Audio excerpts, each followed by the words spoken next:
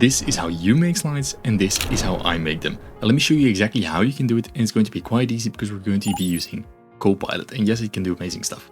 Alright, so what we have here is a typical slide that most people make in the first try.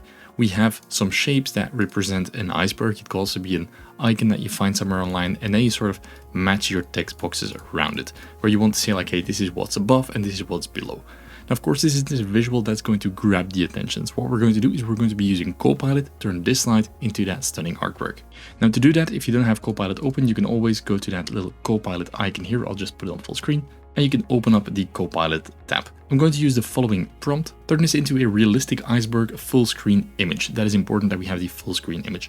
Part above the water and part below water. We want to have a clear light blue sky above and then darker under the water. Realistic feeling and view from the side. And then maybe I'm going to add a little bit more, add the text as boxes around the image. And I'm going to run it. So now we can see it working, so it's mapping out, it's starting to read the current slide and then generating that iceberg image. So here we can already see it coming up with the image, so it has generated the image already that's going to use on the full screen slide. And now it is rebuilding the slide with a full bleed on the photo that is perfect, and then text as cards around it. So here we can see the image has appeared and we have created the slide. I didn't mention to create a copy or create a new slide, so if you want that, that is important. I just put it on my clipboard so we always have it available. And this is a slide that it has generated. So it generated some cards with then the text on top of it.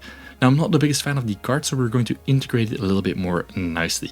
And this is exactly how I like to use that AI. So I don't want to have it perfectly describe or create everything that we get, because I don't like that style. I want to create my own style.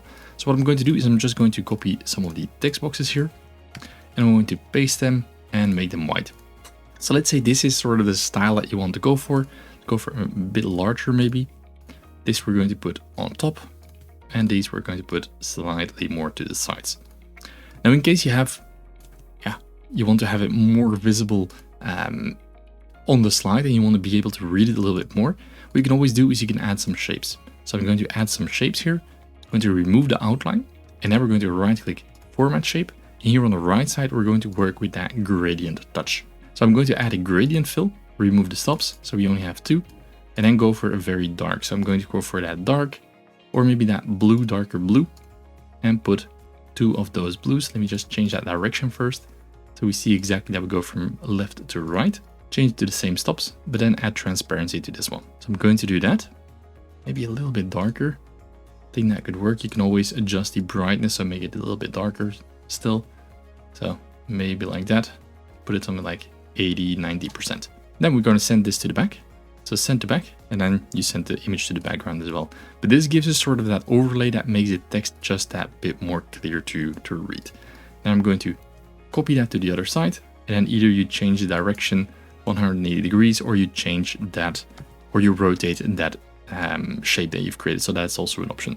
And then maybe let's add some finishing touches. So what I'm going to do is I'm going to add some numbering system to it. So 0, 1, I'm going to make it a little bit larger, go to text options and put some transparency, let's say 50% to it.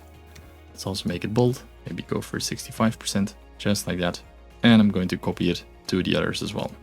0, 2, copy these, Control L to justify to the left. That just makes it so easy to center everything on the right place, and adjust, change the numbers, 0, 5, 0, 6. And you know what, for the alignment, I think we can even go select them all, align to left, arrange, align. And I'm just going to try some different alignment options like this. I think that will look a little bit more balanced on the slide. And I'm going to do the same for the other side. So align to the right, also Control R to align that text to the right, and then make sure we put it on the same height. Let's make this bold. So I think this alignment will be a lot better for our composition of the slide. So if we now go and compare all three, this was our starting version, and I think we can agree that it looks like a very typical PowerPoint slide. Now, with the help of COPILOT, you create something like this instantly, but if you have a specific look and feel in mind, for example like this, you can really integrate it and make it look nice in your slide. So this only took us a couple of minutes, and it was actually a quite simple prompt that we used, but you can make a big difference in your slides. And this is what it is about for me. You don't want to trust AI blindly and have it generate all of your slides. You want to use it, you want to leverage it, create that image, get that first composition, and then you tweak it because you know what you're doing. You have that vision in mind, and then you come up with those final tweaks. And this is, I think, the perfect hybrid way of using AI for your presentations.